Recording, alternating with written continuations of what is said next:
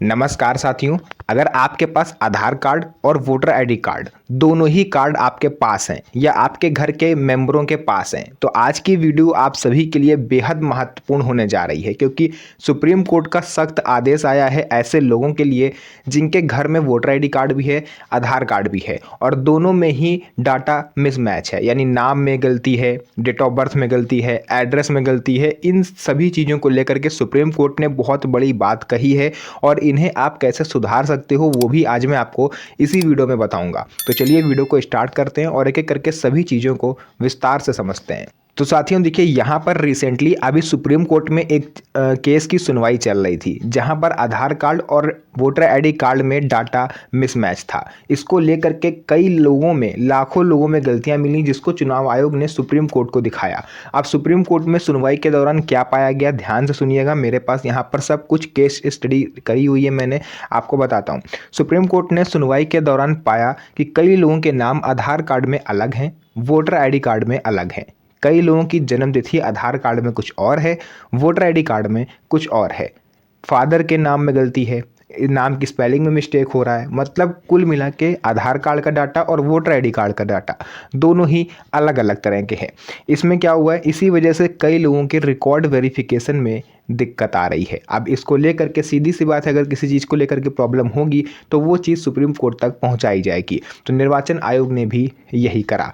अब एसआईआर और वेरिफिकेशन पर भी इसका असर हो रहा है। साथियों मैं आपको बता दूं, ये तो आपको पता ही है कि यूपी समेत 12 राज्यों में अभी एसआईआर वेरिफिकेशन चल रहा है। अभी रिसेंटली चुनाव आयोग ने 1 महीने की डेट और बढ़ाई है। 6 फरवरी वैसे लास्ट डेट थी, जिसको बढ़ा करके 6 मार्च किया गया, क्योंकि अभी भी डाटा वेरिफिकेशन हो नहीं पा रहा है इन्हीं गलतियों की वजह से। स्पेशली जो शादीशुदा महिलाएं हैं, उनका आधार कार्ड जब बना होगा तो वो मैके में होंगी, उसमें नाम सरनेम कुछ और है। शादी के बाद वो शादी करके जब ससुराल आ गई तो ऐसे में उनका आधार कार्ड में सरनेम कुछ और है, वोटर आईडी कार्ड में सरनेम कुछ और है। मतलब कुल मिला के बहुत भारी भरकम गलतियां पाई जा रही हैं। कुछ महिलाएं ऐसी हैं जो शादी के बाद आधार कार्ड में तो करेक्शन करवा लेती हैं, लेकिन वोटर आईडी कार्ड में करेक्शन नहीं करवाती। तो अगर आप ऐसा करते हो तो आपको भारी मुसीबत का सामना करना पड़ सकता है। देखिए, कई राज्यों में ये प्रक्रिया चल रही है। कई जगह ड्राफ्ट लिस्ट एसआईआर की जारी हुई, लाखों लोगों का नाम शामिल नहीं हुआ, ऐसे ही लोगों को नोटिस भेजा जा रहा है। इसके बाद ड्राफ्ट लिस्ट अपडेट 2026। देखिए, निर्वाचन आयोग के द्वारा ड्राफ्ट लिस्ट जारी करने की प्रक्रिया चल रही है कई राज्यों में। 6 मार्च 2026 को कई राज्यों में ड्राफ्ट लिस्ट जारी होने की बात कही जा रही है और ये जो ड्राफ्ट लिस्ट आएगी ये फाइनल होगी। इसमें अगर आपका नाम नहीं हुआ तो फिर आप आने वाले विधानसभा चुनाव में वोट नहीं दे पाओगे। और जैसा कि मैंने पहले ही कहा है कि हो सकता है आगे चल के आपको किसी भी सरकारी सुविधा का लाभ भी ना मिले। तो पहले क्या सही कराएं। अब आते हैं मेन पॉइंट पर। आधार कार्ड और वोटर आईडी कार्ड अगर दोनों में ही गलतियां हैं तो पहले हम किसको सही कराएं, आधार कार्ड को या वोटर आईडी कार्ड को। अब आप लोग कहोगे यार किसी को भी सही करा लें, जब सही हमें कराना ही है दोनों, तो चाहे पहले वोटर आईडी कार्ड हो या आधार कार्ड हो, क्या फ़र्क पड़ता है। तो फ़र्क पड़ता है। क्या फ़र्क पड़ेगा, देखिए, पहले अगर आप आधार कार्ड सही करवाते हो तो यहाँ पर दिक्कत होगी, और अगर आप पहले वोटर आईडी कार्ड सही करवाते हो तो क्या होगा, सब कुछ जानिए। क्या पहले आधार सही करवाएं, क्योंकि आधार में सुधार की लिमिट होती है।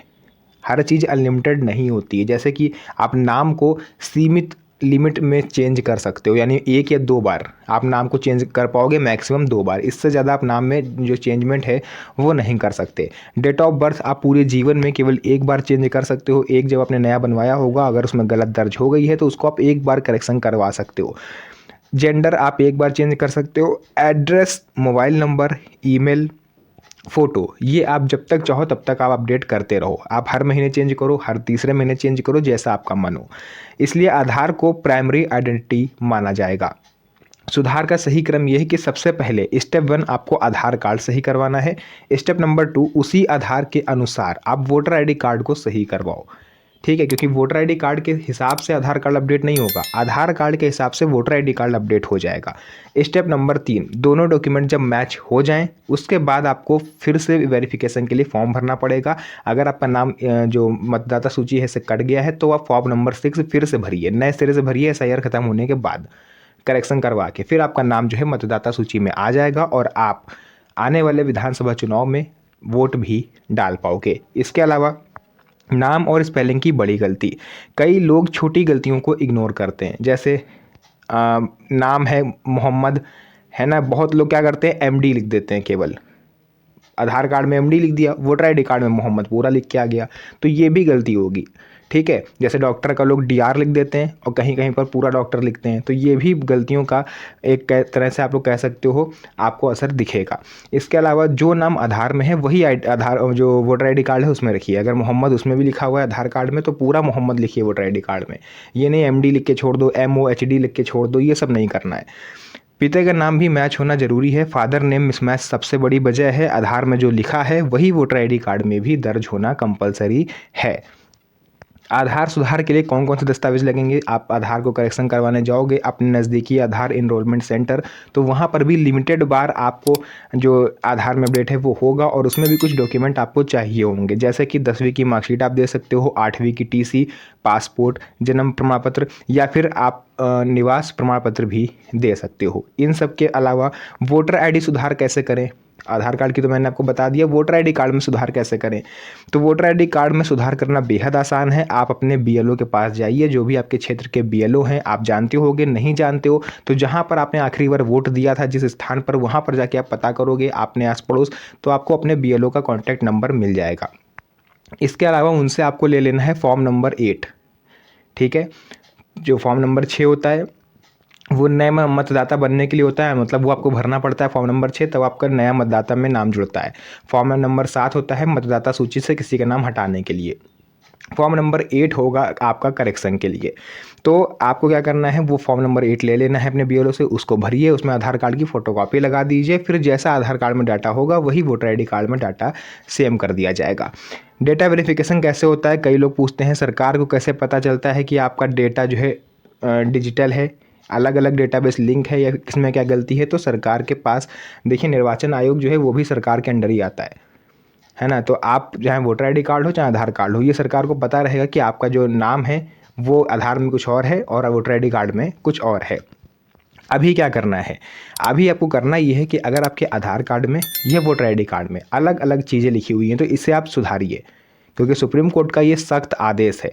अगर आधार कार्ड और वोटर आईडी कार्ड में दोनों में विसंगतियां पाई गई, यानी एरर पाई गई, तो आगे चल को आपको परेशानी उठानी पड़ेगी। हो सकता है, मैंने जैसा कि पहले भी कहा था, चांसेस हैं कि आगे चल के आपको किसी भी सरकारी योजना का लाभ ना मिले। जब मुझे लगता है कि आप ऐसा नहीं चाहोगे। तो जो भी जानकारी है मैंने आपको पूरा विस्तार से बताया है। अगर वीडियो पसंद आई हो, वीडियो को लाइक करना बिल्कुल भी मत भूलिएगा। इस वीडियो को अपने उन यार दोस्तों रिश्तेदारों के साथ शेयर करिए जिनके पास आधार कार्ड वोटर आईडी कार्ड हैं और वो इन सब अफवाहों से दूर है, उन्हें कुछ पता ही नहीं है कि आखिर हमारे आसपास चल क्या रहा है। तो उनके साथ इस वीडियो को शेयर करिए, क्योंकि जितनी जल्दी आप करेक्शन करवाओगे उतनी जल्दी आपके चांसेस होंगे सेफ होने के। तो जो भी था मैंने आपको पूरा बताया। वीडियो पसंद आई हो, वीडियो को लाइक करना मत भूलिएगा। फिर से मुलाकात होगी आप सभी से एक और नई मज़ेदार वीडियो में। तब तक के लिए धन्यवाद।